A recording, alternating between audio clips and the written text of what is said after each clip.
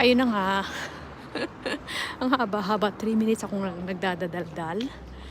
Etong earphone na gamit ko, Turn left onto Via Bulona. hindi naman pala gumagana. So anyway, I was talking about Churbanes dyan.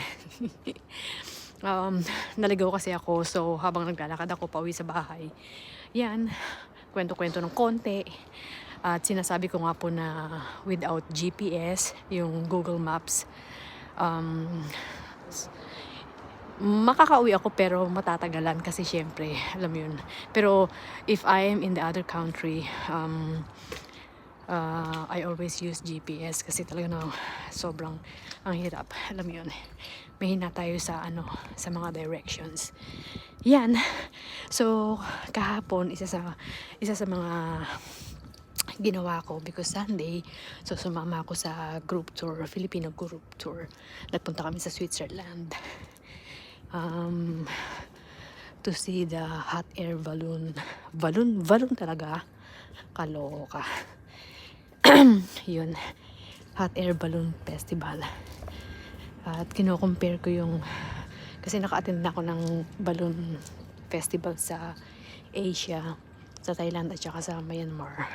Ang laki ng difference. Doon ang daming umattend. Dito marami rin siya pero parang hindi ko kasi syempre whole day kami doon, so parang hindi yata ganun kadami compare sa mga nakita ko na nakaraang balloon festival sa ibang bansa. Anyways, ayun, nag-enjoy din naman. Ang unang pinuntahan namin is in Montreux.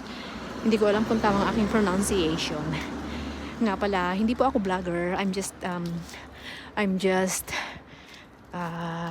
documenting Churbanes ang aking mga galaw-galawan. Kung manonood kayo, salamat. Kung hindi, okay lang din po. Bala ka dyan. Anyways, isa sa highlights ba na ginawa ko kahapon is Head southwest on Via kasi Lozana one of the toward Via activities Piero della doon sa Francesca. pinuntahan namin is yung helicopter ride. So ang inyong ka-Churbanes nagtanong lang kung magkano, ang dami nakapila. So nainggit ako, kaya sumakay na rin ako. Tsaka isa yun sa mga sa mga bucket list, yung helicopter ride. So I did it, and what do you call, sorry, hinihingal ako. Helicopter ride ticked sa aking bucket list. Yun lang po.